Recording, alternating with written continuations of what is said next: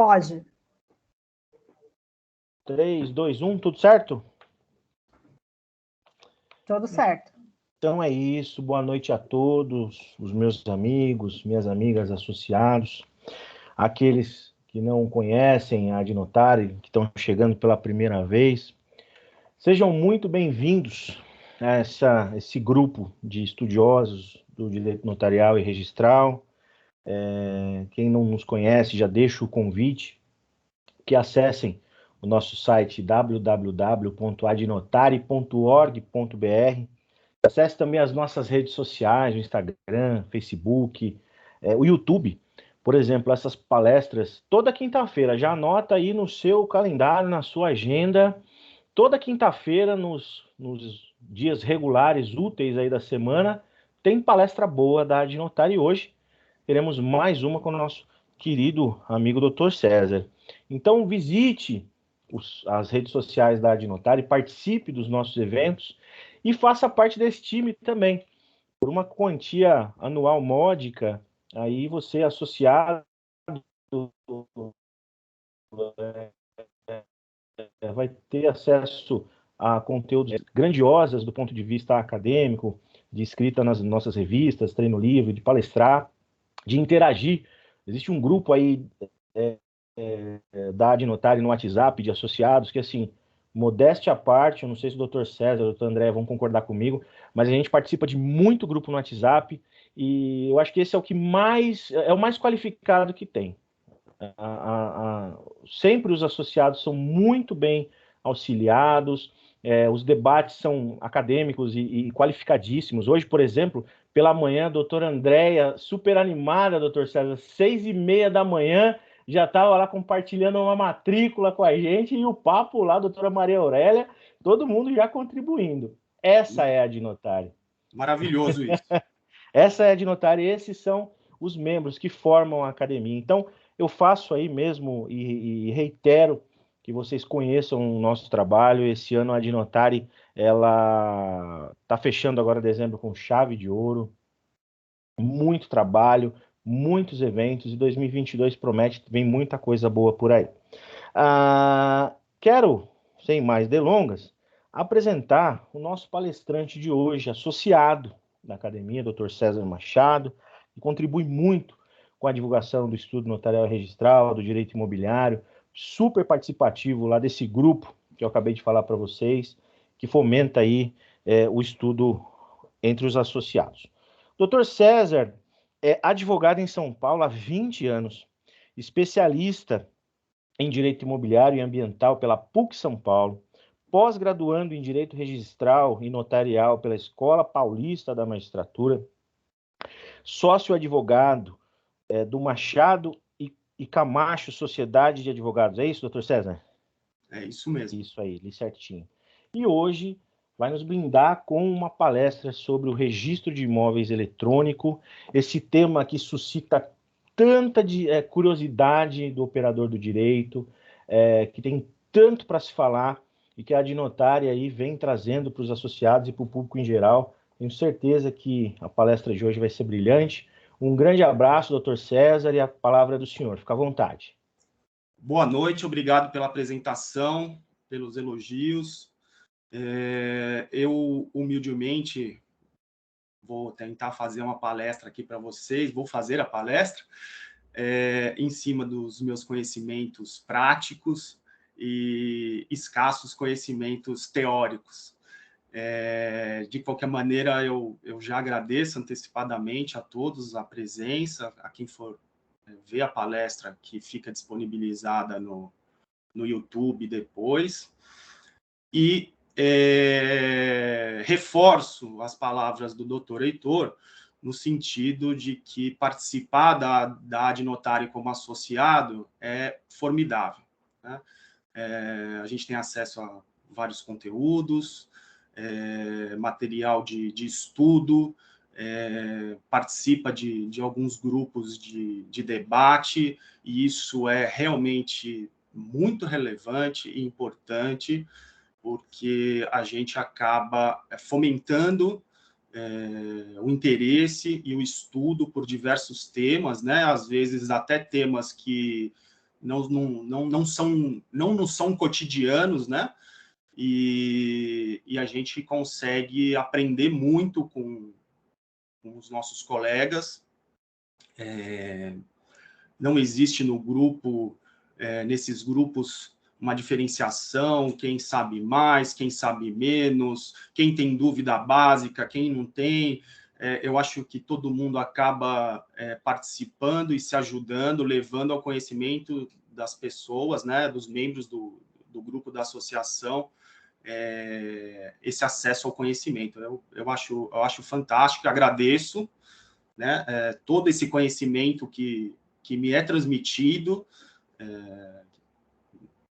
diariamente, e quando o professor Kikunaga sugeriu, né, questionou a possibilidade de fazer uma palestra sobre registros eletrônicos, eu acho que eu aceitei o convite rapidamente, porque eu acho que também é uma maneira de eu poder contribuir com os colegas na divulgação do conhecimento que também eu recebo, né? Então, enfim, espero poder acrescentar e que todos apreciem aí o que a gente tem para falar hoje.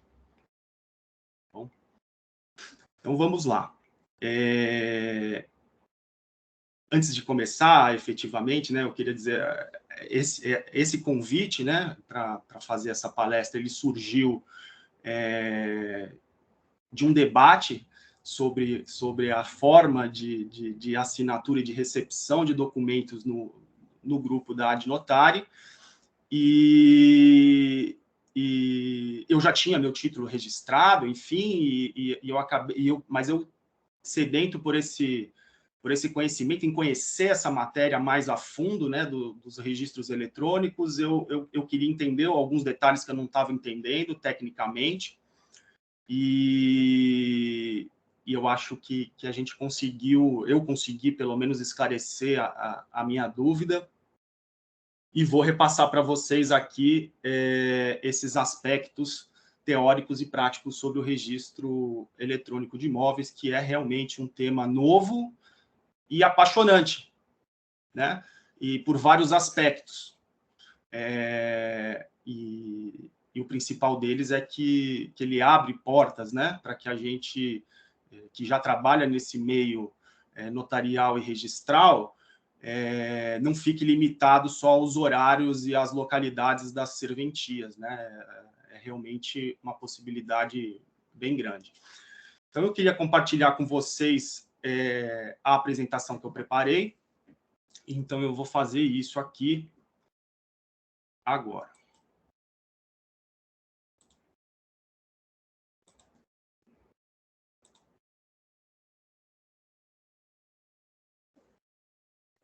Foi, doutor? Foi, tá vendo? Tô vendo.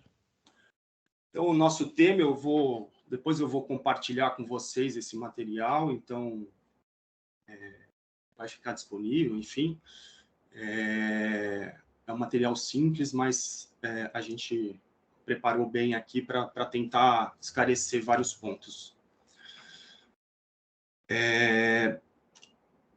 Vamos lá. Quando a gente vai falar de registros eletrônicos de imóveis, a gente precisa introduzir esse tema no aspecto da tecnologia, né?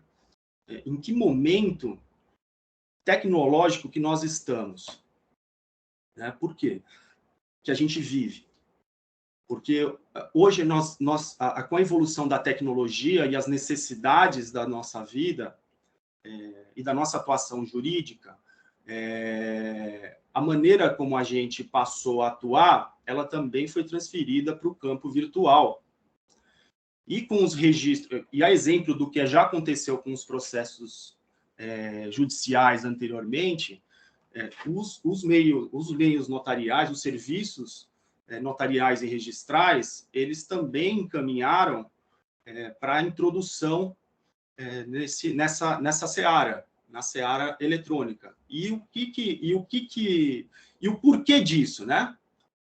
Aí eu separei uma frase contida num processo do desembargador Carlos Alves Braga Júnior, que eu achei bem interessante, que retrata mesmo essa nossa necessidade, esse nosso momento. Então, ele diz que os meios convencionais, eles são incapazes de atender às demandas da vida moderna, né? E isso ficou muito mais evidente com a pandemia, porque, na verdade, de um serviço que era possível, a gente passou a utilizar as plataformas digitais dos serviços notariais e registrais por uma necessidade, a necessidade de diminuir o contato, de diminuir os deslocamentos, enfim. Então, a gente passou, realmente coincidiu a implantação do sistema do S-REI, o sistema eletrônico, de registro eletrônico, com o período pandêmico. Mas isso é uma coisa que já vinha sendo trabalhada há muito tempo. E o desembargador Braga Júnior, ele, na recente posse que ele teve no Tribunal de Justiça, no cargo de desembargador, ele agradeceu, né, a experiência que ele pôde ter nesse período da pandemia do Covid-19, porque ele, fazendo parte da comissão de tecnologia da informação do Tribunal de Justiça, ele pôde vivenciar e participar de um trabalho invisível de transformação que possibilitou algo de escala nunca feita antes. Então, fazer parte dessa experiência com todos os desafios foi incrível, e é incrível mesmo, né? Você poder operar o sistema todo do seu escritório, ou mesmo da sua residência, é fantástico. E a gente... E deve ter sido realmente uma experiência enriquecedora, não só de quem participou da implantação, como nós, operadores do direito, né, que estamos vivendo e estamos utilizando na prática, e no final das contas vamos ser os primeiros a usufruir 100% desse sistema, são os usuários, né? A inexistência do papel, né, dos meios convencionais, ele ainda vai demorar um certo tempo para as serventias, mas para os usuários já é possível hoje você fazer um procedimento 100% virtual, digital, né? Então é isso que a gente vai dar uma olhada aqui. Quais são esses meios convencionais, né, que o desembargador se referiu e que a gente tem hoje, tinha até pouco tempo atrás, regendo todo esse mecanismo?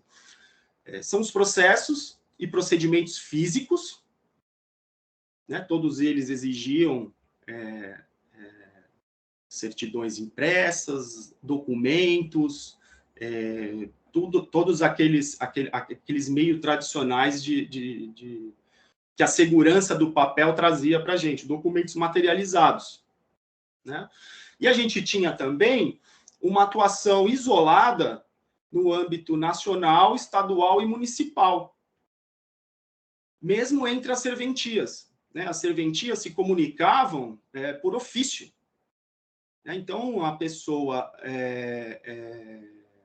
falecia, o cartório, o registro civil informava do óbito, informava o registro civil do casamento por ofício, né? Ou você encerrava uma matrícula por abertura de outra numa outra serventia e era feito isso por ofício. Isso foi evoluindo, esse ofício foi passando a ser eletrônico, mas essa comunicação ela era basicamente por papel. Então, ela era lenta, às vezes quem mandava não tinha certeza de quem recebia, quem era para receber, às vezes, não recebia, então a gente tinha muitas lacunas, né, nos documentos, era menos confiável, e a atuação do operador ou do usuário, né, do advogado ou do interessado, ele era presencial. Então, ele exigia a presença física nas diversas localidades em que ele precisava de atuação, precisava de documentos. Então, esses eram os meios convencionais, né? E aí a gente tem os conceitos e meios modernos que ele quis se referir. E quais eram? Quais são esses conceitos e esses meios modernos? Eles partem da desmaterialização, primeiro para o usuário, né? E depois, posteriormente, para o delegatário, como eu já adiantei para vocês. Ele vai trazer uma economia de tempo, dinheiro, espaço, e desses processos todos, tanto para o usuário quanto para os delegatários. E para nós advogados também, né? Hoje, a gente protocola requerimentos, títulos para registro de casa, né? Eu não preciso me deslocar para a serventia, eu não preciso necessariamente me deslocar para o escritório. Então, eu trago benefícios com isso de ordem ambiental também, porque eu tenho a substituição do papel, muito papel, né? A gente pensa, às vezes, no registro de um título isolado, mas a gente tem outros processos dentro das serventias que são extensos. A gente tem uso capião, tem retificações, né? Tem os processos de consolidação da propriedade e alienação fiduciária, enfim, toda a gama de serviços registrais que a gente passa a poder utilizar esses mecanismos digitais que foram nos disponibilizados. E o que nos faz possível isso, né? É a telemática. E o que é a telemática? É essa conjunção entre a telecomunicação e a informática.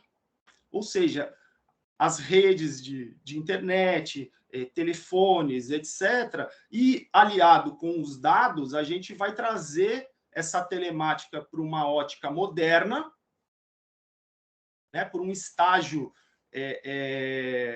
mais sustentável.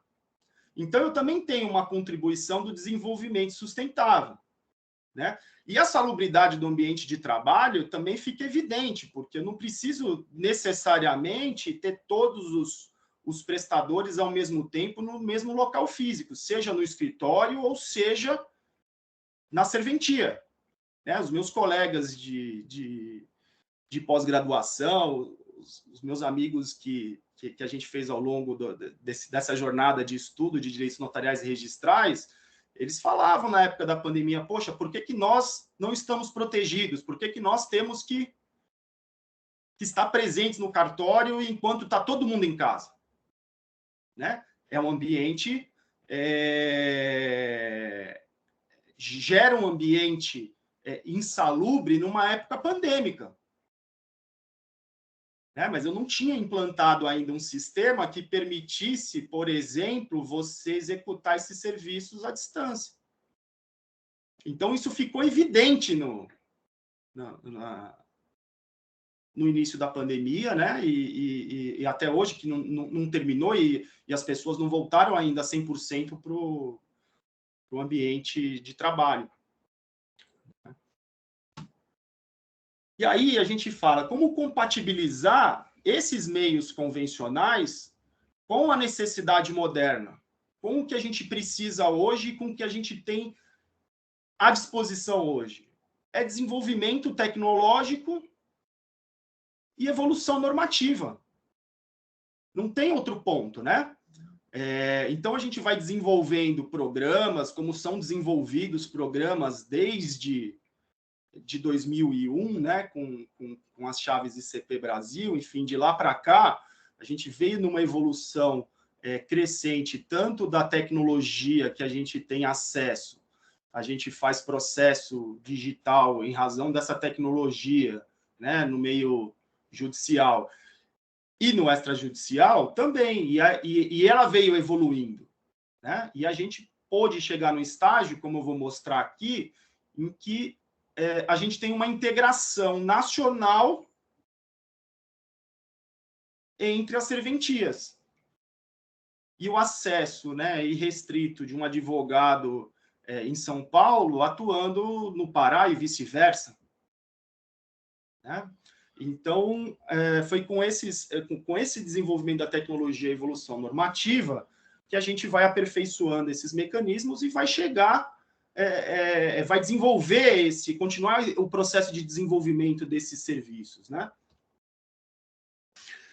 Então, a partir do aparecimento da tecnologia, a gente teve a evolução normativa, principalmente com a medida provisória lá em 2001, a 2.200 e as seguintes, que instituíram as chaves públicas brasileiras. Essa infraestrutura toda, que visava garantir a autenticidade, a integridade e a validade jurídica dos documentos de forma eletrônica, via os certificados digitais que hoje praticamente advogados ou empresários têm no computador diariamente. Né? Os tokens, os cartões, são esses certificados digitais que garantem, né, um nível de segurança para essas operações e possibilitam que nós possamos assinar e gerar documentos eletrônicos. Né? E aí a gente vem falar das assinaturas digitais. Né? As assinaturas digitais elas são feitas via os certificados. Logo depois da instituição da infraestrutura das chaves públicas, a gente já teve uma evolução normativa, poucos anos depois, com alguns atos judiciais que já nos eram permitidos na disciplina do CPC anterior a serem praticados eletronicamente, como foi o caso das penhoras. Né? Hoje a gente fala, né, informalmente, né, o bloqueio Bacen-Jude, ele é feito via certificado eletrônico. As penhoras que são feitas nos imóveis, nos registros de imóveis, elas, lá desde 2006, elas passaram a ser eletrônicas.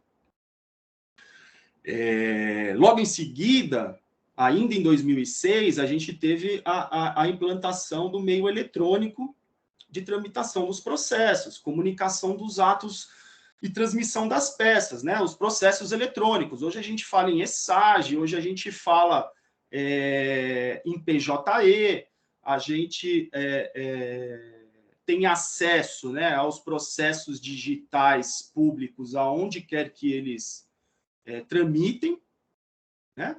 E isso é realmente uma evolução tecnológica que permite a gente aplicar isso no âmbito jurídico. E advogar à distância, né?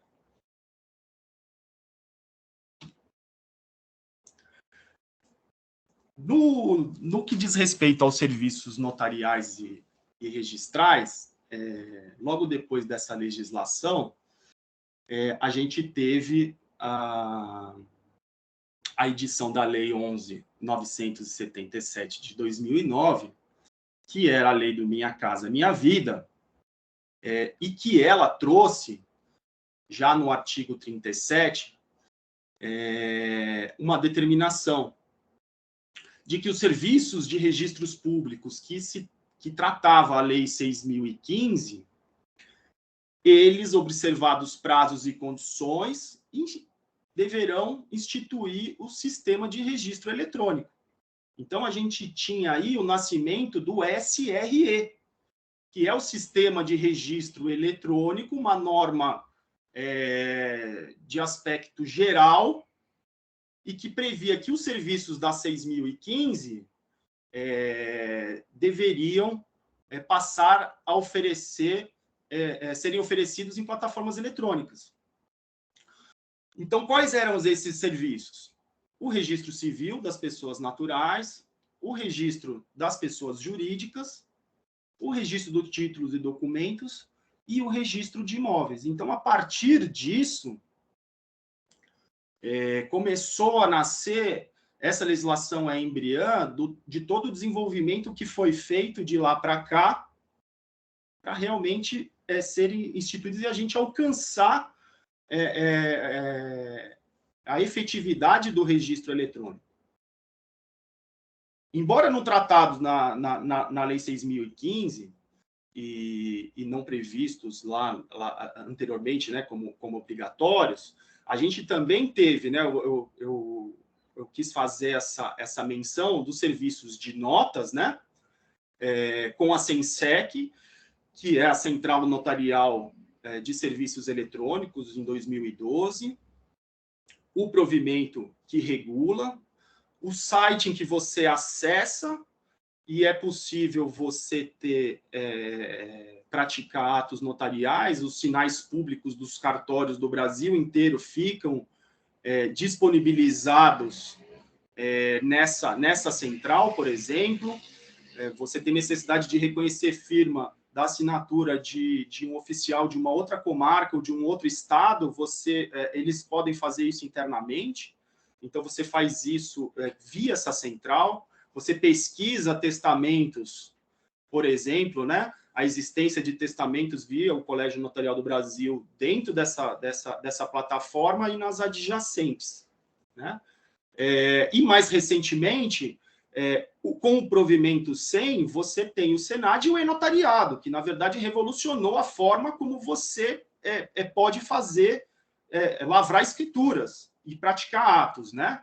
Seja ata notarial, seja procuração, sejam escrituras eletrônicas, você vai ter a possibilidade, já tem, de praticar esses atos remotamente, né? Então, o e-notariado, ele é um certificado, ele permite você ter um certificado digital específico para assinaturas e prática de atos notariais, e você pode, através desse sistema e da videoconferência que é feita com os escreventes, assinar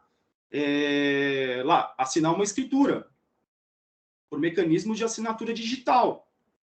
Então, o que acontece? Já no final do ano passado, por exemplo, a gente conseguiu lá no escritório aperfeiçoar um ato, assinar, na verdade, um ato híbrido, ou seja, tinham pessoas que assinaram fisicamente e pessoas que assinaram eletronicamente a escritura via e-notariado que não estavam no país. Esse cliente estava no Chile, né? Então, o que eu ia precisar para fazer? Ia precisar da procuração, ia precisar traduzir, juramentar, talvez eu precisasse registrar em títulos e documentos, ter a validade de 90 dias para a prática do ato, enfim, tudo isso foi superado, fora a distância, o deslocamento, se fosse necessário. Então, tudo isso é uma economia de tempo e dinheiro, né? Foi um ato praticado inicialmente que levou um pouco mais do que 2 horas para ser efetivado, mas que permitiu toda essa economia de tempo, dinheiro e utilizado através da tecnologia. E o ato foi devidamente registrado. Então, enfim, está perfeito. E foi registrado eletronicamente. Então, vou fazer a menção aqui também aos serviços de protesto, com a Semprote nacional. A gente faz protestos, cancelamentos de títulos, certidões. As empresas, por exemplo, bancos, etc., eles têm acesso a cadastros em que eles geram documentos em determinadas extensões, e o protesto é eletrônico.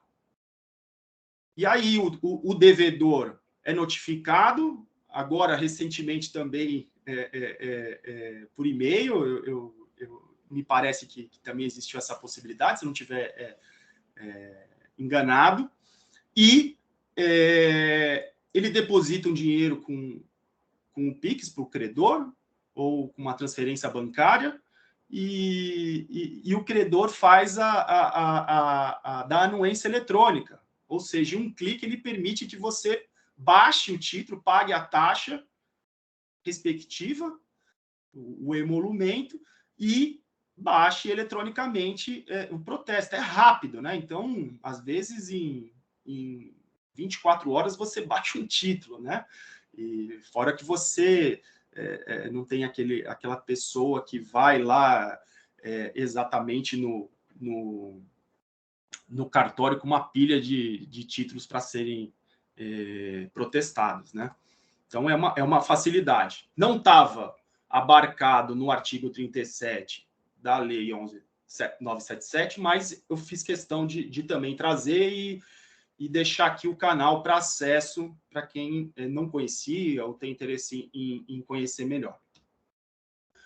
E aí, falando propriamente lá da 11.977, a gente tinha os serviços abarcados na 6.015, né, começando com o registro civil, com a normatização que veio com um decreto posterior, de 2014, que instituiu esse Sistema Nacional de Informações do Registro Civil, com os provimentos do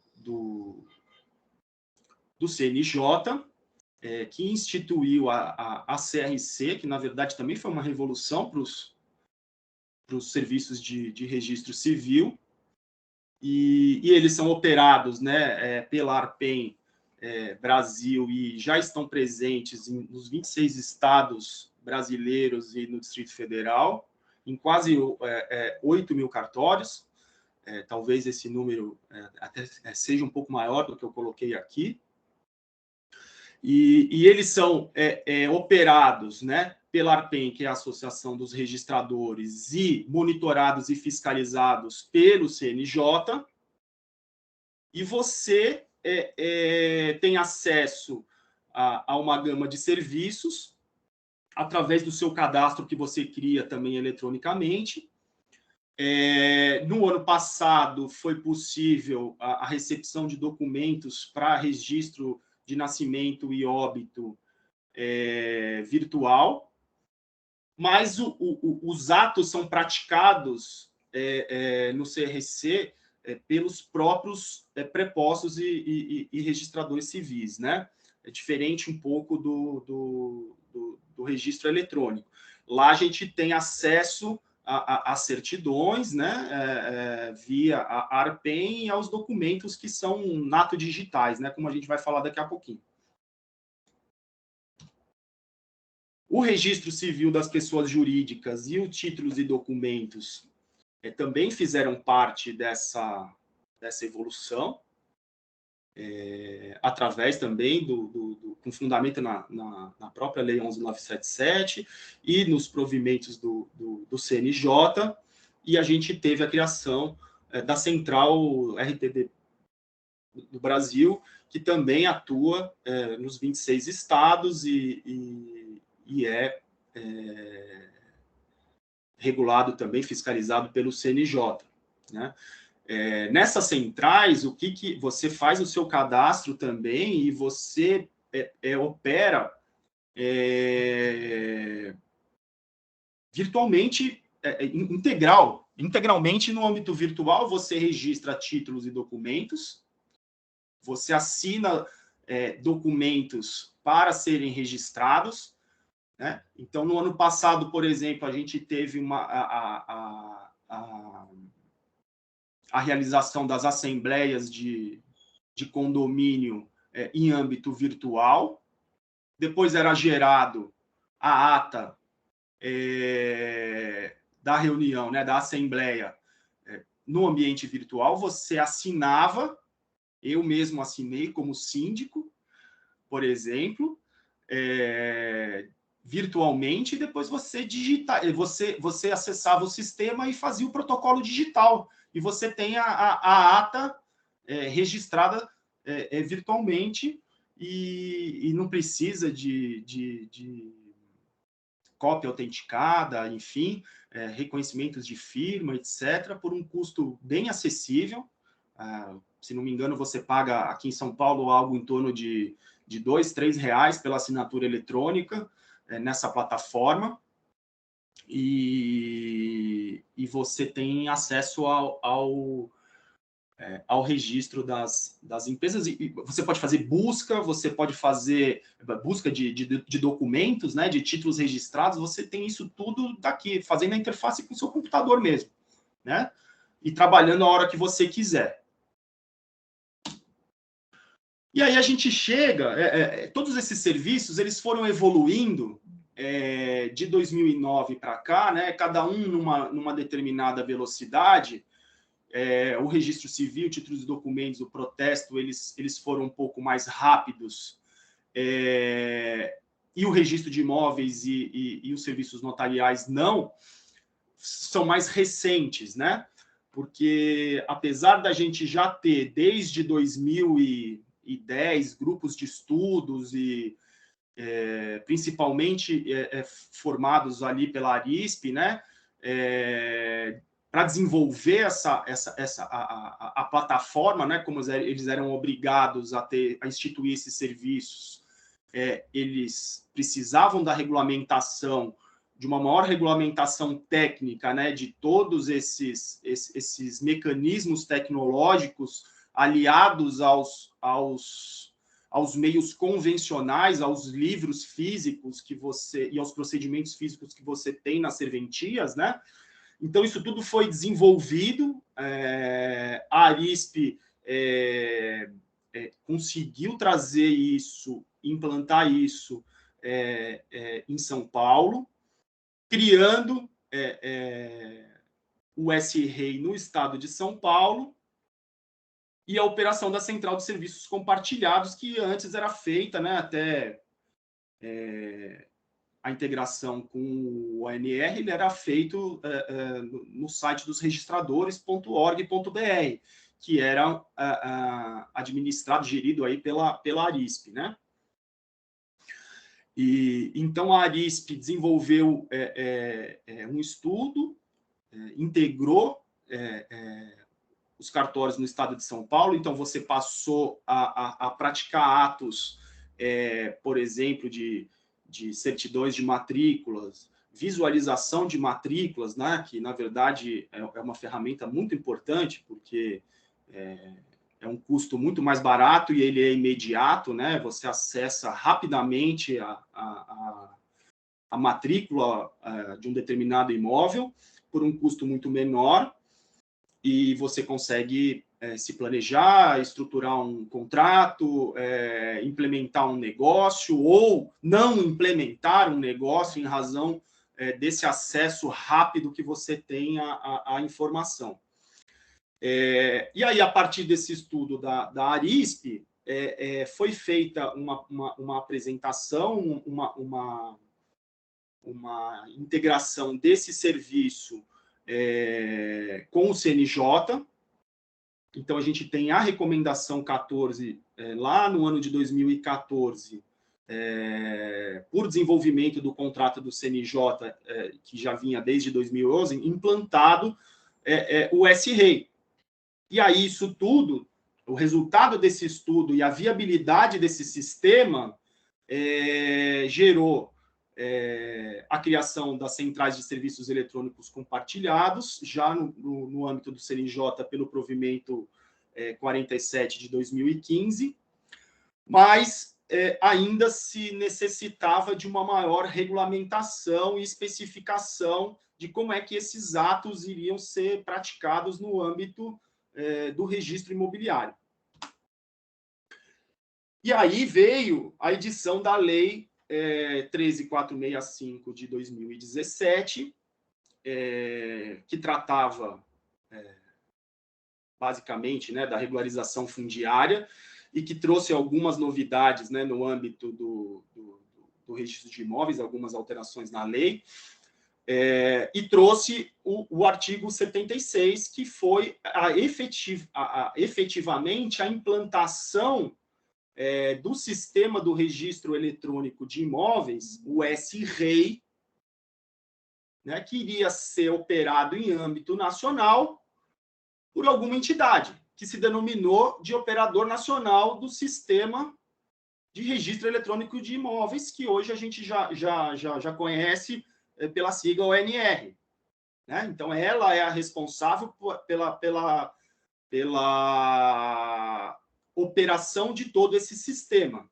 Né? Então, aqui a gente estabelece uma primeira diferença entre o SRE, que era o serviço de registro eletrônico da Lei 11.977, lá em 2009, com o SREI, que é o Sistema de Registro Eletrônico de Imóveis, específico, trazido pela Lei 13.465 de 2017, que instituiu isso em âmbito nacional, a ser operado pelo Operador Nacional, o ONR. Bom, quem é o ONR? Né?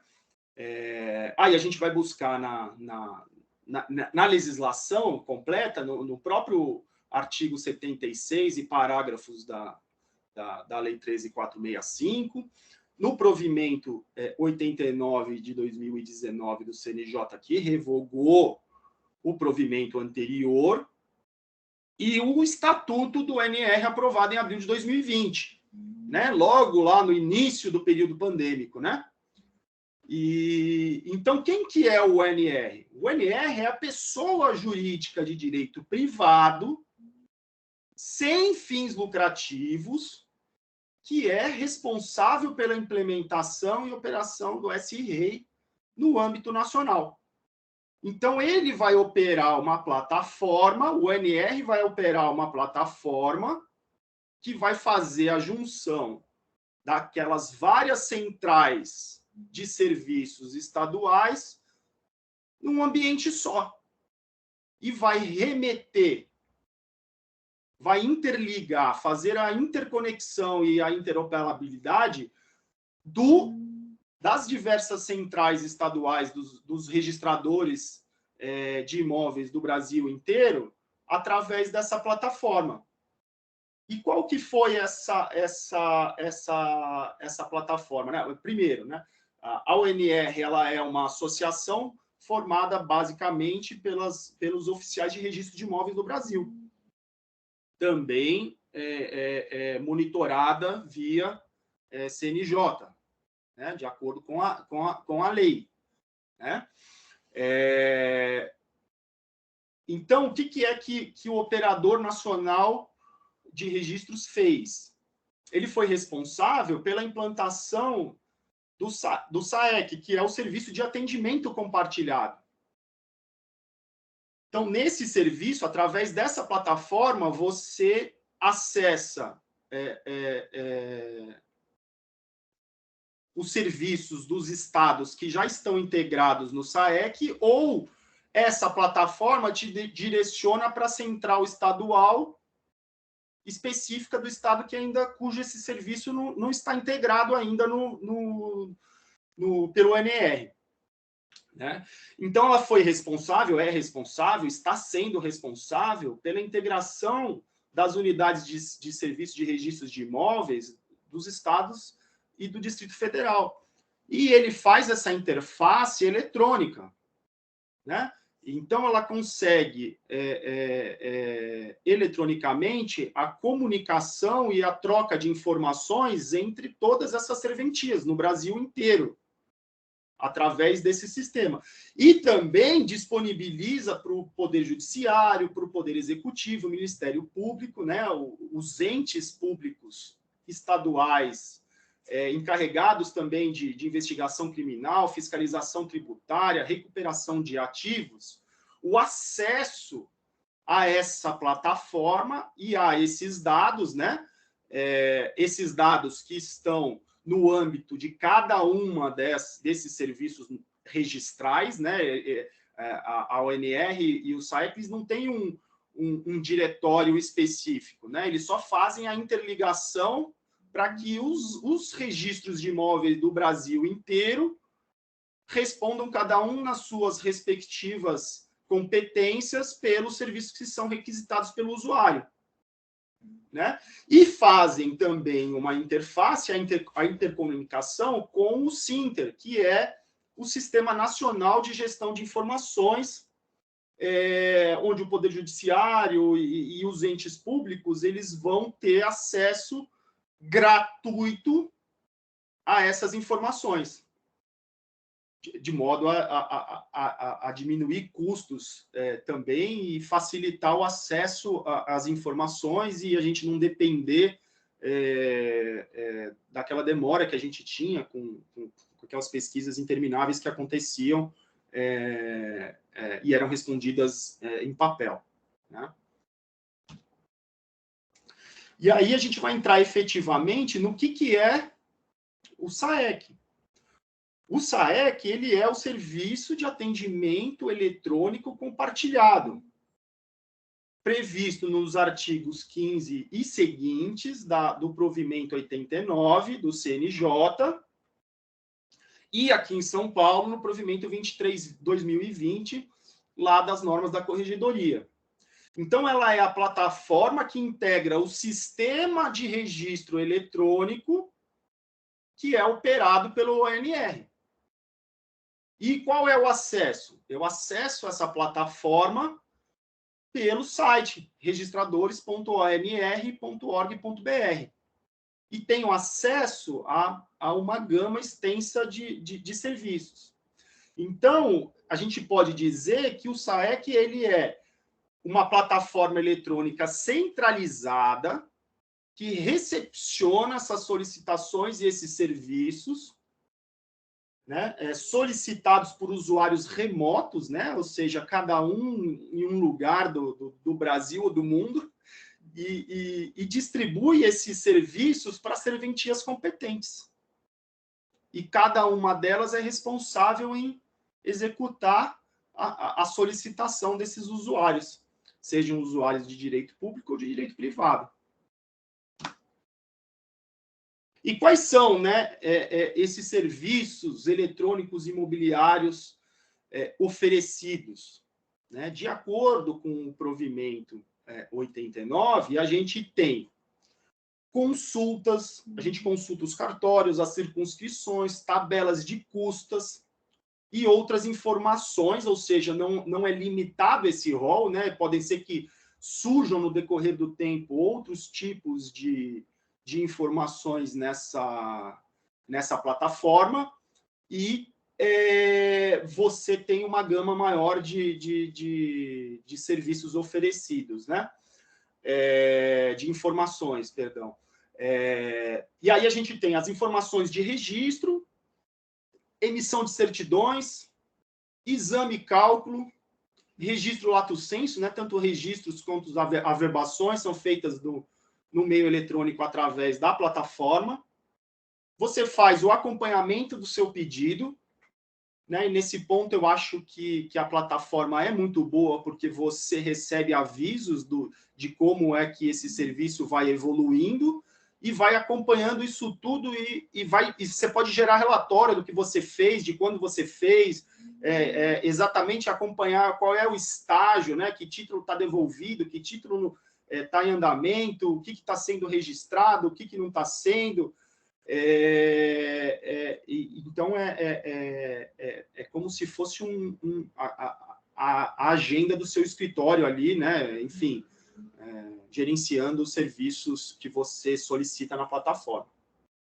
Você também pode fazer cancelamentos de pedido, a regularização do pedido, alteração, complementação, cumprimento de exigência, tudo dentro da plataforma, e o próprio pagamento, né? Então, alguns serviços você faz, você solicita e paga antecipadamente. Outros serviços, por exemplo, de registro, você paga a prenotação e depois se o título for registrado, você recebe um boleto lá no sistema para você pagar a taxa de registro. Então, você não precisa ter cheque do cliente, você não precisa que o cliente faça transferência para a conta do escritório. No serviço de registro, você gera o boleto, né? E efetivamente paga a taxa do registro ou da averbação do ato, né? E você tem o resultado do seu pedido, né? Você tem a certidão com registro, a certidão da averbação, você tem a nota de exigência e você tem a nota de exame e cálculo. Tudo dentro da plataforma. Tá? É um clique e dividido absolutamente pelo número da sua prenotação ali, do seu AC, né? Enfim, daquele registro lá no site. Dentro dessa plataforma, o que é vedado aos oficiais de registro? Recepcionar ou expedir documentos eletrônicos por e-mail ou serviços postais de entrega. Postar ou baixar downloads, documentos eletrônicos ou informações de sites que não sejam os das respectivas centrais de registros compartilhados. E prestar serviços eletrônicos referidos no provimento 89, diretamente ou por terceiros, fora do sistema do S-REI. Então, é tudo para ficar integrado mesmo. Né? Para promover a integração, interconexão, interoperabilidade do sistema. Doutor César. Pode falar. Você me permite uma pergunta aqui? Claro. Até para você tomar uma aguinha aí, que está ótima a palestra até agora.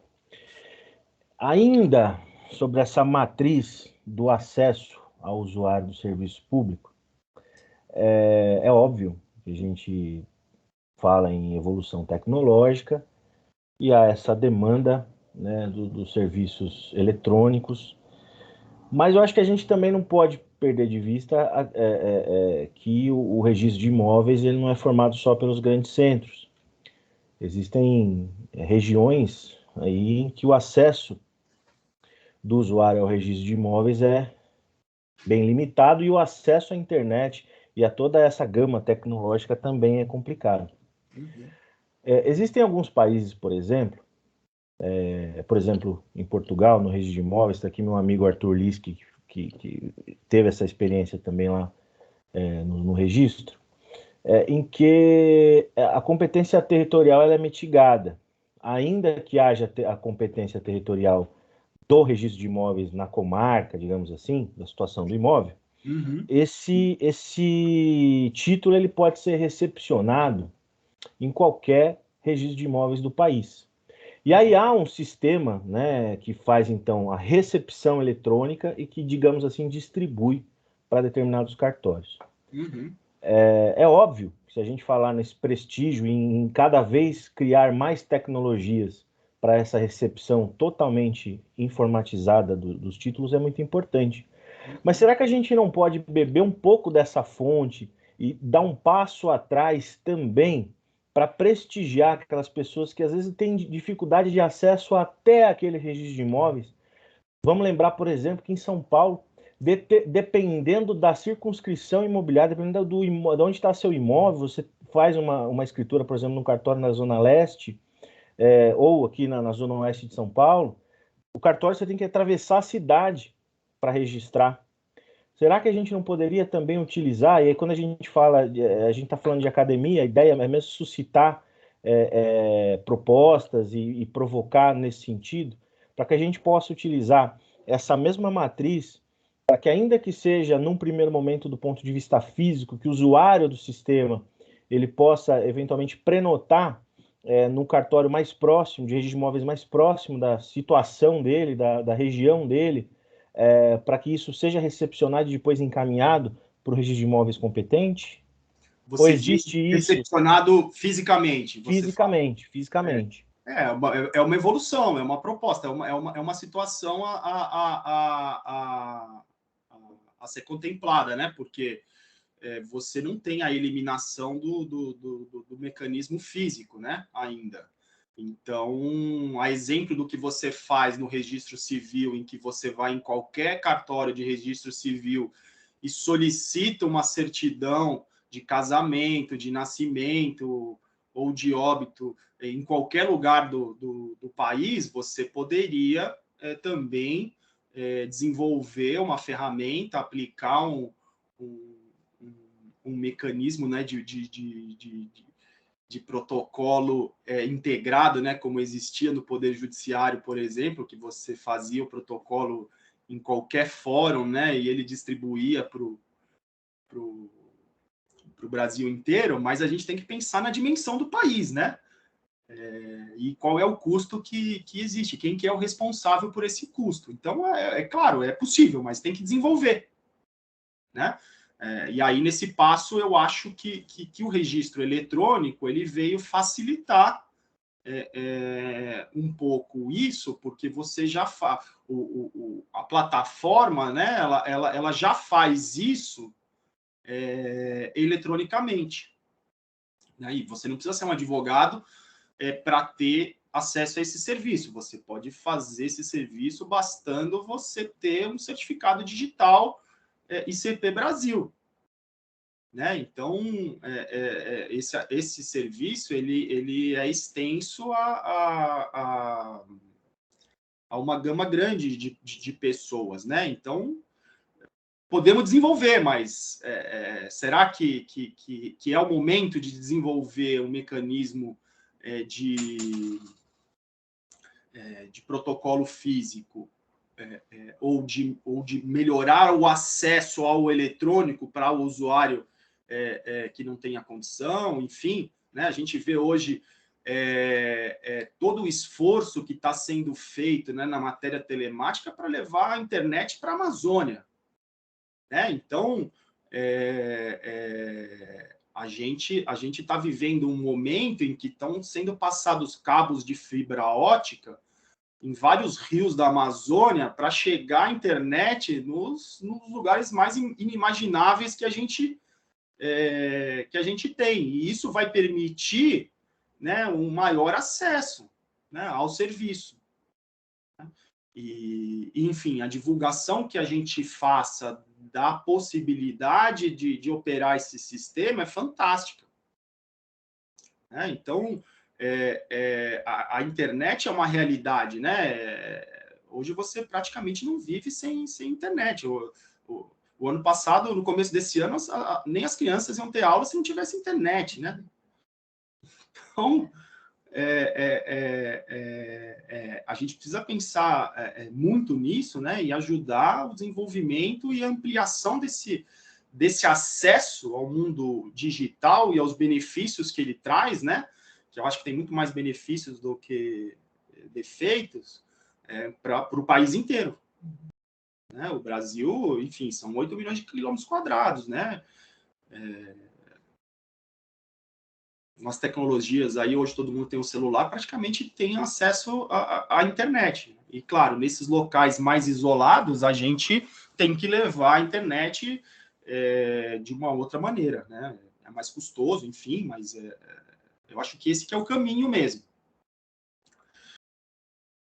Beleza.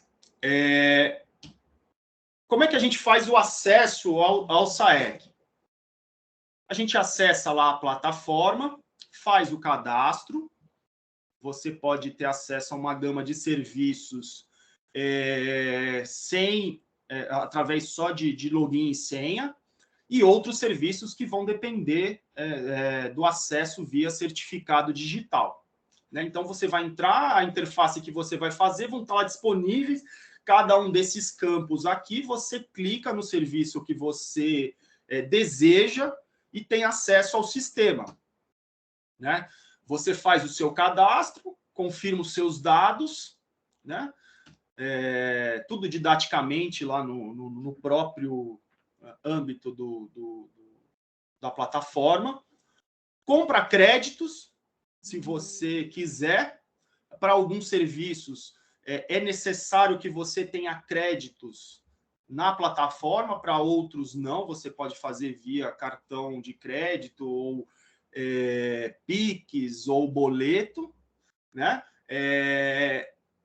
Eu geralmente opero, né? No meu cadastro, eu sempre tenho um saldo razoável para operar, né? Enfim, às vezes a gente vai fazer uma pesquisa de um uso capião, de uma retificação, que a gente precisa praticar vários atos, pedir vários documentos. Você vai abatendo tudo desse crédito e depois você repassa isso ao cliente também, de uma forma organizada, como o site permite também. E aí você tem acesso aos diversos serviços, né? Então, a gente tem lá a pesquisa de bens, que realiza a busca de bens imóveis e direitos reais no âmbito do estado que você quer, né? Então, por exemplo, aqui eu simulei uma pesquisa de bens num outro estado. Esses estados que estão em azul mais claro são os estados que não estão integrados ao ONR, ao SAEC, e, portanto, são executados pelas centrais estaduais, né? Você é remetido, ao clicar ali no estado, você é remetido à central estadual respectiva. As áreas cinzas, né? Elas são as que não possuem esse serviço dentro da plataforma e nem no estado. E os azuis mais escuros são os que já estão integrados ao ONR em cada um desses tipos de serviço. Então, cada um desses serviços aqui tem alguma gama. Não são todos os estados que têm todos os serviços, eles também são parciais ainda, né? E aí você faz a busca de bens. Eu escolhi 3 comarcas aqui no estado, acho que foi de Roraima, enfim, de Rondônia, e aí eu vi que não foram encontradas ocorrências naqueles cartórios que eu pesquisei. Isso tudo rapidamente, né? Esse serviço é online praticamente, on time, né? Você tem a pesquisa prévia, que é um serviço ainda restrito aos estados de São Paulo e do Espírito Santo, mas que eles também, através do CPF, né, ou do CNPJ de determinadas pessoas, você busca e aparece, né, uma relação com todos os bens imóveis que existem, onde é mencionado, né, esses documentos, e você já tem acesso ali ou à matrícula online, ou à certidão digital, ou mesmo a menção à transcrição. Você vai lá e solicita o documento do cartório específico que você quer, a localidade em que apareceu o serviço, né? A gente tem os serviços de matrícula online, né? Então, você clica lá no serviço, ele já vai dizer para você que você vai ter uma imagem da matrícula do imóvel e que ela não possui validade jurídica de certidão. Você escolhe a sua comarca, né, que você quer, o cartório e a matrícula. Aí ela vai ser gerada com essa tarja aqui, essa marca d'água, justamente de que não tem efeito de certidão, e essa chancela embaixo, que é uma visualização. A matrícula aparece na mesma hora, né? Então, assim, não tem perda de tempo. Já é um serviço mais antigo, né?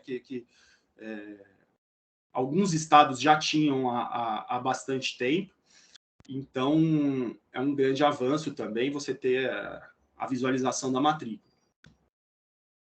Você tem as certidões digitais, então a gente já vê aí que praticamente o Brasil inteiro, ou através do NR, ou através da central respectiva do Estado, tem acesso à matrícula, né? a certidões. Vários tipos de certidões, né? Então eu peguei o exemplo aqui do Amapá, por exemplo, que já está integrado ao NR, e aqui a gente pode ver que ele oferece 2 tipos de certidão: certidão de matrícula e de pacto antinupcial na plataforma, né? E enquanto no estado de São Paulo, por exemplo, que é o quadro da direita, você tem matrícula, transcrição, certidão vintenária, propriedade, negativa de propriedade, pacto, os livros auxiliares, né? Então, você tem já um desenvolvimento, e isso vai variar de estado para estado, de acordo com o que você tem de disponível. A certidão digital, ela vai ser gerada no sistema, Então, ela tem essa característica, né? Essa marca d'água com os dados de quem assinou e gerou esse documento, o QR Code e esse hash de validação, que, na verdade, é o documento pelo qual você... o registrador ou o preposto vai fazer a conferência desse documento para efeito de praticar o ato, né? E aí você vai ter lá a certidão, né? A data em que foi expedida, o prazo de validade dela, os custos e esse selo digital, né? Então, essa é a característica aqui da certidão digital. E aí a gente chega no e-protocolo, né? Que é o protocolo digital. Aí você acessa a plataforma, é um serviço que depende do seu certificado digital, e você já vai aparecer uma interface onde vai ser mencionado que você tem, você pode utilizar documentos PDF-A nato digital, né, produzido originalmente em formato digital e assinado pelas partes.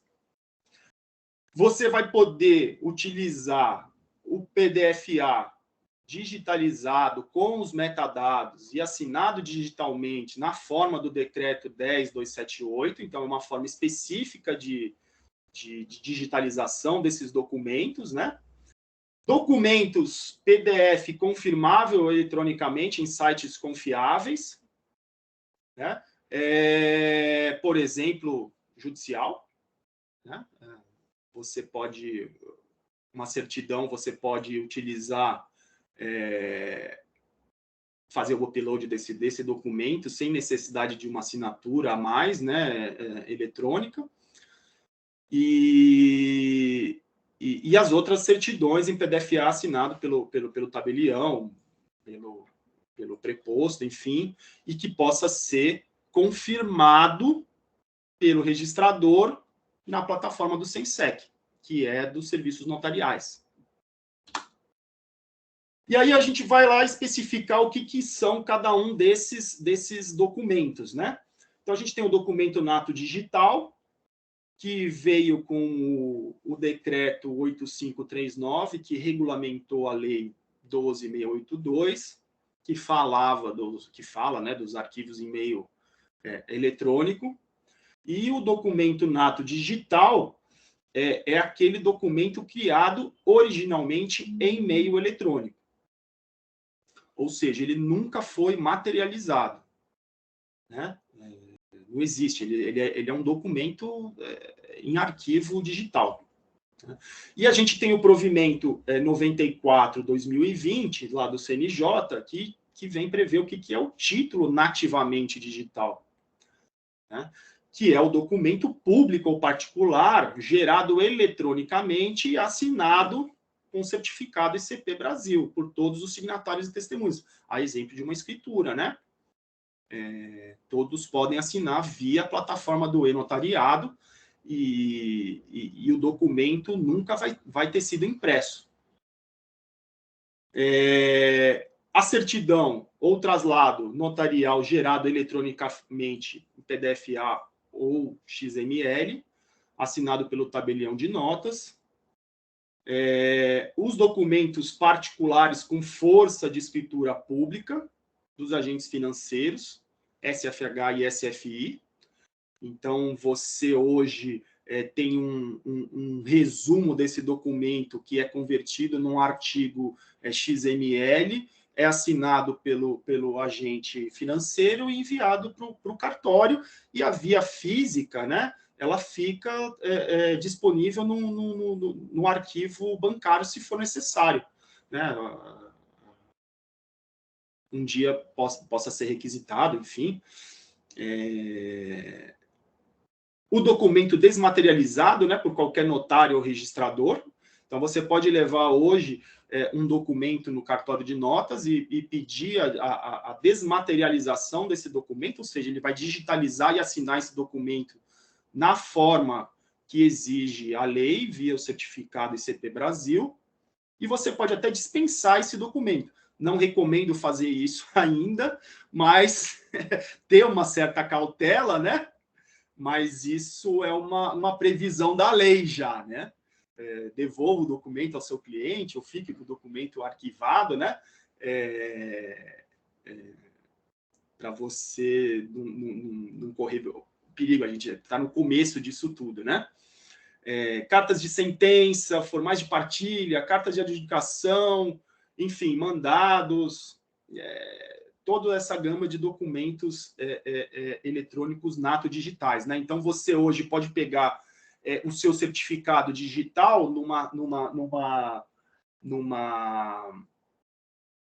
ação de divórcio, por exemplo, você vai dar o acesso ao notário, ele não vai precisar gerar a carta de sentença impressa, né? Ele vai poder fazer uma carta de sentença nato digital. Digitalmente, você anexa isso no sistema, no ambiente do e-protocolo e efetivamente pratica o ato. E aí a gente tem lá o outro requisito, né, o outro tipo de documento que é possível fazer, que ele não é nato digital, ou seja, ele já é um documento físico, e você, nos termos do decreto 10.278, você pode promover a digitalização desses documentos e anexar eles no seu requerimento lá na plataforma. Esse decreto ele regulou a previsão do artigo 3º, né, inciso 10, lá da Lei de Liberdade Econômica de 2019, que permitiu arquivar, né, qualquer documento por meio de microfilme ou por meio digital, estabelecido no regulamento, hipótese em que equiparar o documento físico para todos os efeitos legais ao documento digital, né? E também regulou o artigo 2º A da Lei 2.682, que também foi alterada pela lei da regularização fundiária 13.467, e, enfim, permitiu, dentro desses requisitos que a gente vai estudar aqui, fazer efetivamente o registro. O que previu o decreto? Né? Estabelecer técnica e requisitos para a digitalização desses documentos públicos e privados, a fim de que esses documentos digitalizados produzam os mesmos efeitos legais dos documentos originais. Ou seja, ele é a mesma coisa de um documento original com firma reconhecida ou, enfim, na forma prevista em lei. Aplica-se, né, esse decreto aos documentos físicos digitalizados que sejam produzidos, né, por pessoas jurídicas de direito público interno, que envolvam relações com particulares, ou mesmo pelas pessoas jurídicas de direito privado, ou pelas pessoas naturais, para comprovação perante as pessoas jurídicas de direito público, de direito privado e de outras pessoas naturais. Para fim desse decreto, né, o que é que ele define como documento digitalizado? O representante digital do processo de digitalização de documento físico e seus metadados. Os metadados, eles são os dados, as características do documento, né, que permitem classificá-lo, descrevê-lo e gerenciar. Você vai atribuir todas essas características ao seu documento e ele vai gerar um código hash de imutabilidade que vai garantir a segurança de que aquele documento eletrônico não foi alterado depois que ele foi gerado. E essa que faz toda a diferença no sistema do registro eletrônico de imóveis. Você gera esse documento, assina ele via ICP, conforme padrões técnicos aqui previstos nos anexos. Eu também deixei aqui, para quem tiver curiosidade, olhar mais especificamente. E aí você gera o documento, né, nos termos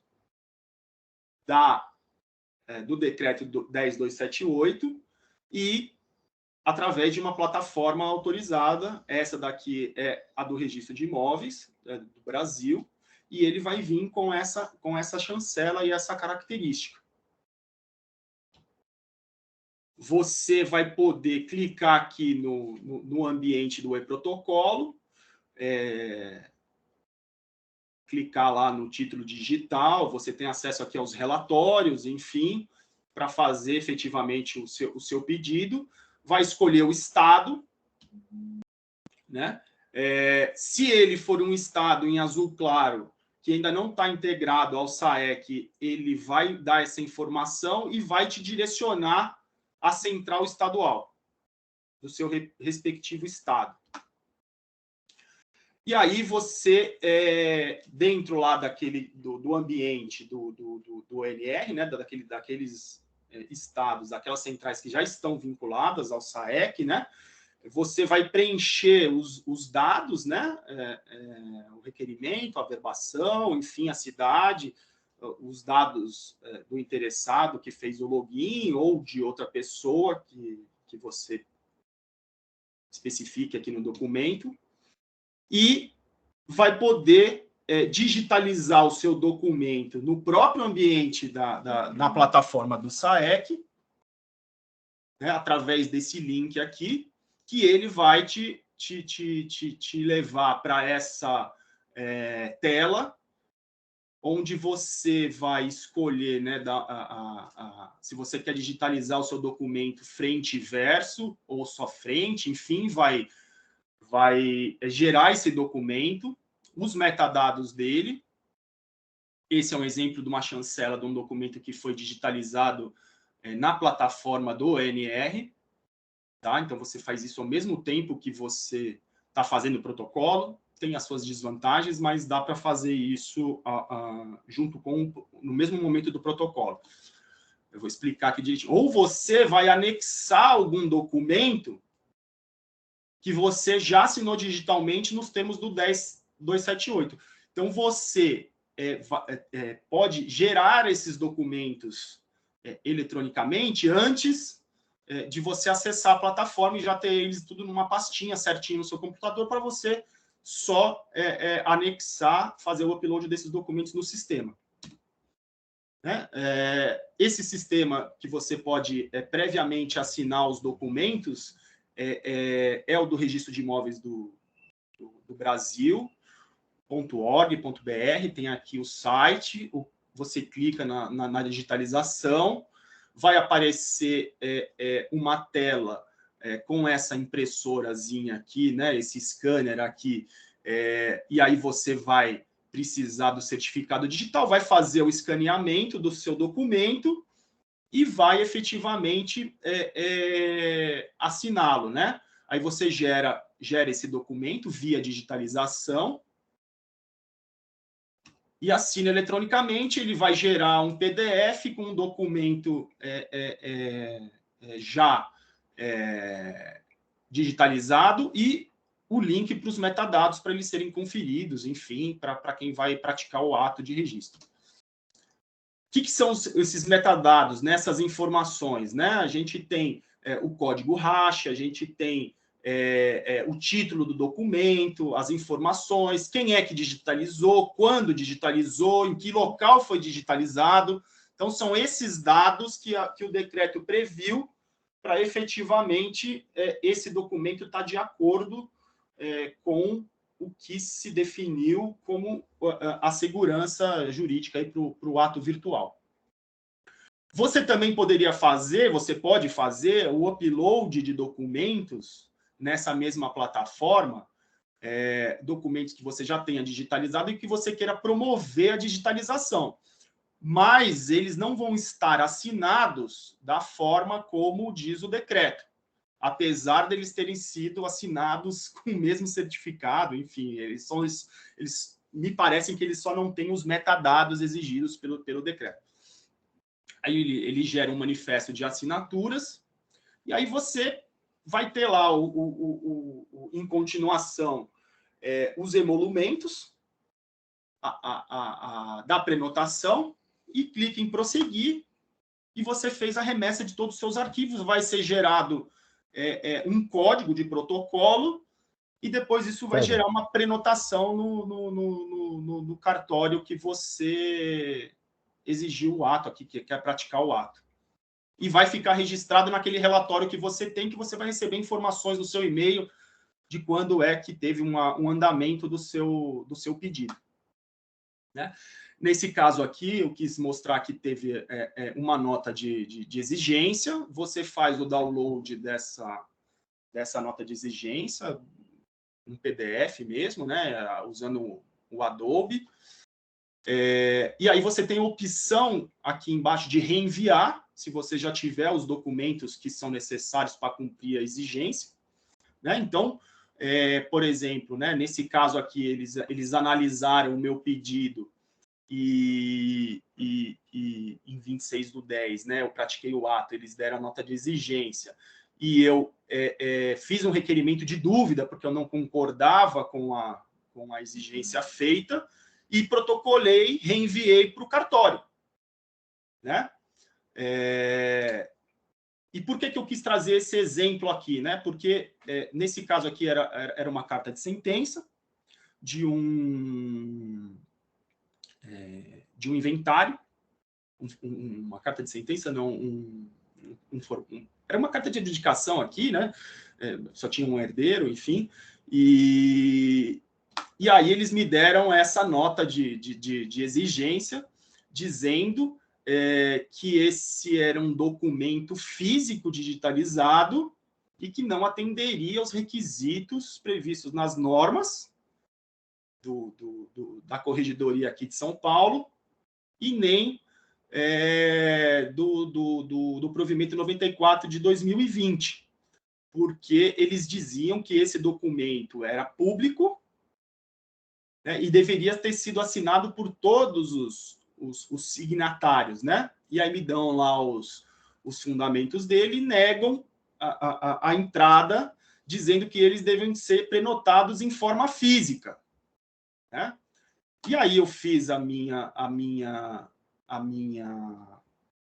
meu requerimento de reapreciação e de requerimento de dúvida, fundamentado no mesmo artigo que eles me deram a devolutiva, mas no parágrafo 2º, que consideram-se títulos digitalizados com padrões técnicos aqueles que forem digitalizados conforme o decreto 10.278. Então, é um documento público, né? Ele foi gerado publicamente, eu peguei um processo, levei no cartório, gerei uma carta de sentença. Essa carta de sentença eu digitalizei na forma do artigo 10.278 e levei a registro. Fiz o requerimento, nesse caso eles ainda não apreciaram, mas já tenho uma dúvida aqui. Isso talvez colabore aí, porque eu realmente não encontrei decisões em processos de dúvida com essas negativas, e muito menos do Conselho Superior da Magistratura aqui em São Paulo a respeito desse tema. Não vi posicionamento. Se alguém tiver e quiser compartilhar, eu agradeço também. Então, eu tenho que observar, né, as normas da corregedoria de cada estado. Aqui em São Paulo, eu vou observar o capítulo 20, né, do protocolo eletrônico, que são os itens 365 e seguintes das normas da corregedoria. O sistema, ele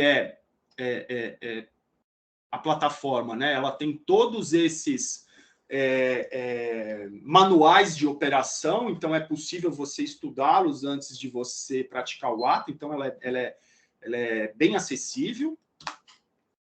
E aí eu tenho umas considerações finais, né, sobre a observação de evolução desse sistema, né, como usuário do sistema e-protocolo desde 2020. Né? Eu considero a plataforma do NR estável, confiável, né? Considero a operação fácil e rápida, né? Às vezes, devido ao volume de documentos a serem digitalizados, eu já tive problema com o fechamento dessa plataforma no meio da digitalização, então isso me causou atraso, mas foram poucas vezes, 2, eu acho.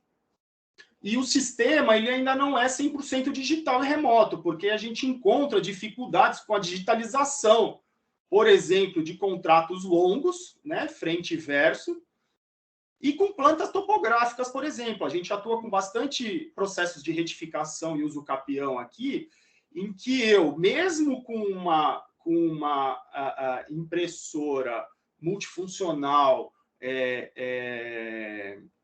moderna, né? Mesmo possuindo certificado digital, eu não tenho um aparelho para digitalizar uma planta topográfica. Então, eu não consigo fazer essa digitalização no meu escritório e também não tenho como fazer o upload desse documento digitalizado para assinar na plataforma do registro de imóveis, porque ele tem que ser digitalizado na plataforma. Né? Então, qual foi a maneira que eu encontrei recentemente de superar isso? Né? Eu solicitei que a gráfica que nos presta o serviço, né, de escaneamento dessas plantas gerasse essa digitalização diretamente dentro da plataforma lá na gráfica. E ele assina com o certificado da própria gráfica, que é possível, porque pode ser assinado por pessoas físicas ou jurídicas. Né? E aí ele me manda o documento e eu anexo no processo. E aí ele fica 100% digitalizado. Alguns cartórios também aceitam você protocolar esses documentos que você não conseguiu digitalizar fisicamente na serventia.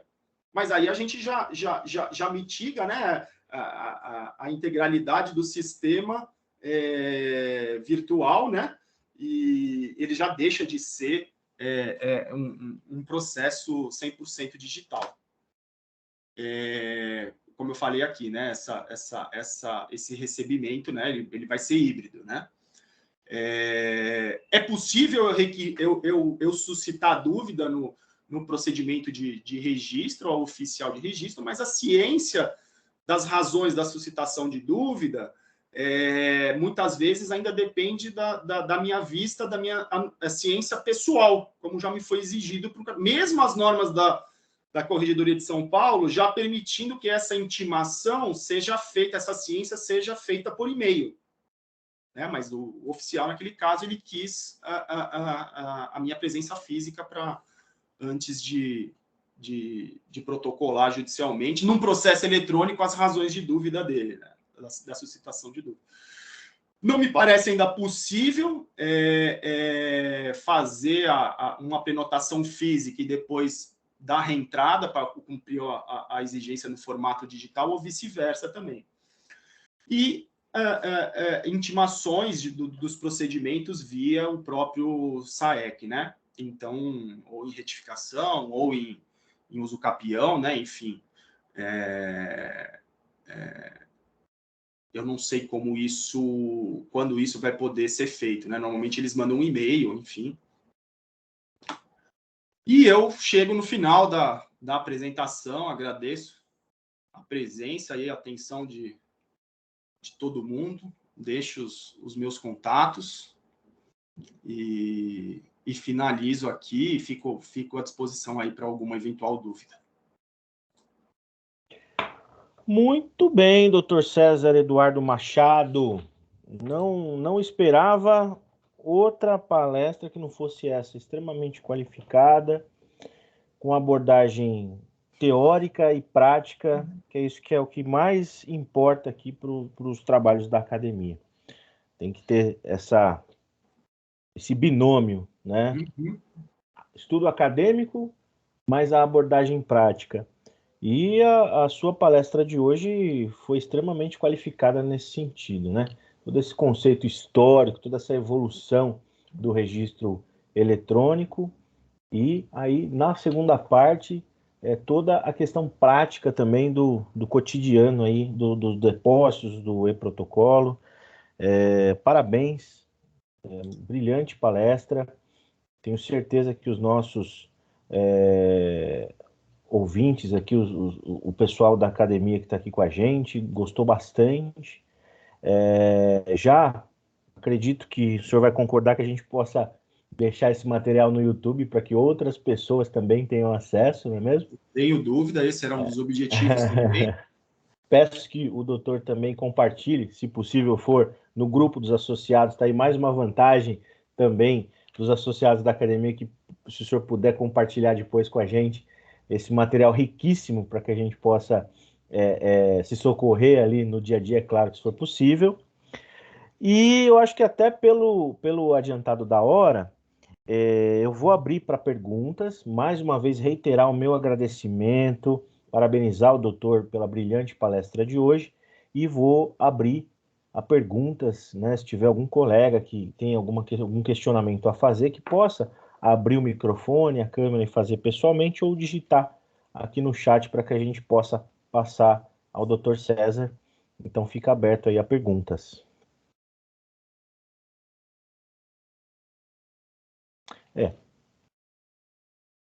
Bom, eu tenho duas aqui, doutor. Eu vou.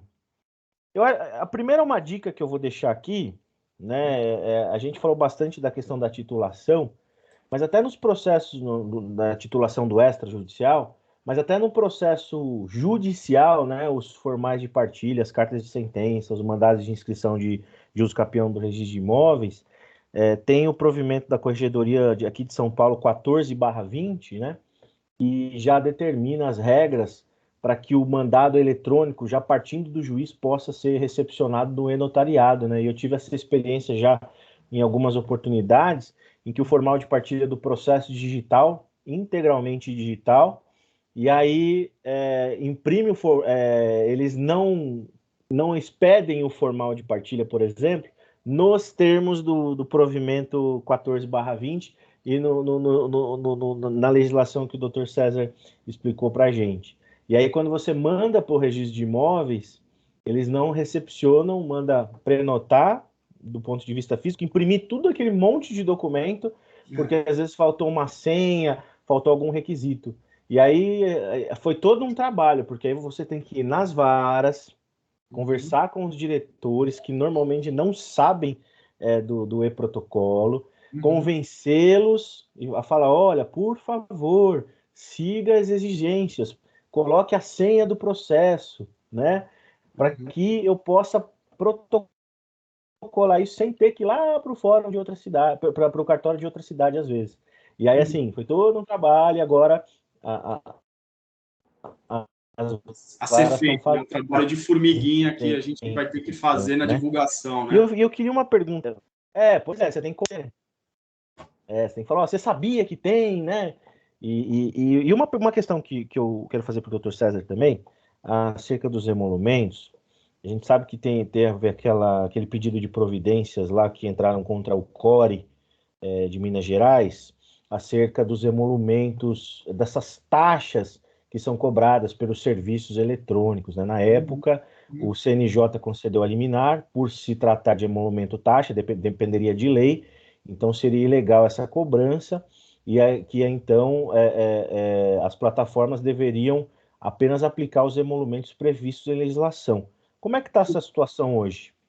Até onde eu sei, continua dessa forma, não pode ser cobrado taxas e emolumentos pelo SAEC, né, pelo ONR, eles vão ser cobrados de acordo com as tabelas estaduais e os serviços requisitados no âmbito aí da legislação e da precificação de cada um dos estados. Né? Então, realmente, a operação do ONR e do SAEC, ela é subsidiada pelos próprios oficiais de cartórios do Brasil, entendeu? Então, enfim, me parece que ainda permanece nesse sentido a cobrança. Eu, pelo menos, não tenho acompanhado cobrança de taxas extras como acontecia antigamente, que você pagava a certidão e mais uma taxa pela emissão lá no registradores, por exemplo, no ambiente da RISP, onde é o que eu mais usava, né? Uhum.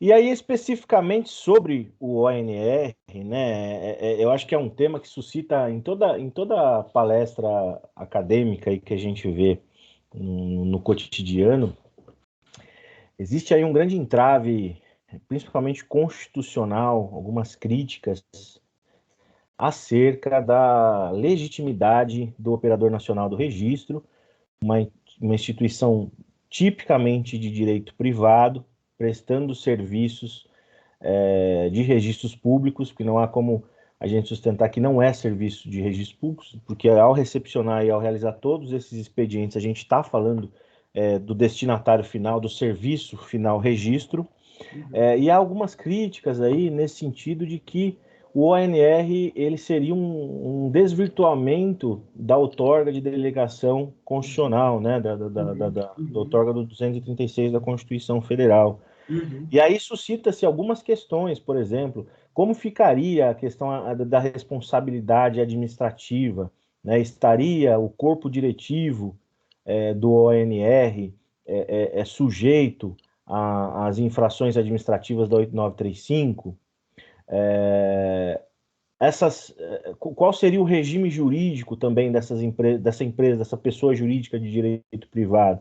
Seria tipicamente de uma sociedade, uma associação? Seria uma associação, e sendo uma associação tipicamente de direito privado, e por prestar serviços, digamos assim, acessórios ao registro, estariam sujeitos também às normas do Código de Defesa do Consumidor, e aí a gente teria uma outra abordagem quando a gente fala de responsabilidade civil. Hoje a gente fala de LGPD, vazamentos de dados, né? Então são essas questões que suscitam que eventualmente, peço até desculpas pelo adiantado da hora, mas eu queria ouvir a opinião do doutor a respeito da questão da constitucionalidade do ONR. O ONR, ele é uma associação de associações, né, onde participam várias associações do Brasil com seus respectivos oficiais, né? Então, eles são efetivamente delegatários, né? Mas a gente tem a participação também de membros do CNJ, etc., né? E realmente eu nunca estudei a fundo a questão da constitucionalidade ou não da legitimidade do ONR, né? Mas eu acho que me parece que se está prestando um serviço, ele também tem a responsabilidade pelo que ele está prestando no âmbito disciplinar aí dos delegatários, né? Agora, quem vai responder efetivamente, realmente eu não consigo responder essa questão. E com relação à aplicação do Código de Defesa do Consumidor, né? Aí a gente vai ter que chamar o professor Kikunaga aqui para ver o que ele fala da tese dele, né? Enfim, ele tem um livro ótimo sobre isso. E tem muita gente que defende que sim, se aplique, tem gente que diz que não. Então é uma briga aí para a gente, né? Mas eu acho que o ONR veio para ajudar, né? Para somar, né? Agora, claro, cabe a todos esses questionamentos, enfim, essa discussão é válida, é legítima, né? Então é a seguir cenas aí dos próximos capítulos para ver o que é que a gente vai efetivamente extrair disso tudo, né? Pois então já fica aí o convite para quem sabe, num futuro próximo, uma nova palestra aí do Dr. César, que a gente possa aí desvendar as estruturas administrativas desses operadores, desses órgãos, né? E é isso. Eu acredito então que, diante da ausência de perguntas aqui, a gente possa encerrar então essa brilhante palestra de hoje. Gostei muito mesmo, doutor César. Muita coisa assim que eu tinha dúvida foi esclarecida hoje. Eu tenho certeza que não só para mim, quanto para os nossos colegas. Então, antes de encerrar, eu passo a palavra ao doutor César para que faça suas considerações finais. Realmente o tema do registro eletrônico, né, e de todos esses serviços eletrônicos, seja do registro de imóveis ou das outras serventias, é um tema muito bacana, né, é rico, eu acho que traz melhora o acesso, melhora o serviço, tem muitos aspectos positivos, né? E a gente sabe que ainda encontra um pouco de resistência, né, em algumas serventias, isso é natural, é uma coisa nova, né? Mas eu acho que faz parte a evolução, né? A gente às vezes faz, né? Olha torto para alguma coisa nova, né? Mas quando a gente vai a fundo conhecer, a gente também vai considerar os benefícios que tragam para a gente, né? Para o usuário, para o delegatário mesmo, né? Enfim, eu que agradeço, né, aqui o convite que foi feito, o desafio que foi feito, né, na verdade, a partir de uma discussão nossa lá dentro do ambiente da academia, e é uma maneira de colaborar, espero ter colaborado, e que mais gente tenha acesso ou oportunidade de expor outros pontos de vista sobre todos essa legislação e esses aspectos práticos que a gente trouxe aqui hoje. Nós que agradecemos e tenha certeza que ajudou muito, colaborou muito, contribuiu bastante com o desenvolvimento dos nossos estudos. Então, por fim, mais uma vez, muito obrigado, doutor César, pela participação e cumprimento o senhor em nome do quadro diretivo da academia, agradeço aí em nome do nosso querido presidente, doutor Marcos Sicunaga, que esteve aí no começo da palestra. Então, vou declarar encerrado o trabalho de hoje, convidando para a semana que vem, quinta-feira, vai ter mais uma palestra. Sigam a gente nas redes sociais, que a nossa agenda está sempre atualizada lá. Um grande abraço a todos, bom descanso, boa noite. Um abraço, doutor César. Boa noite e um abraço a todos.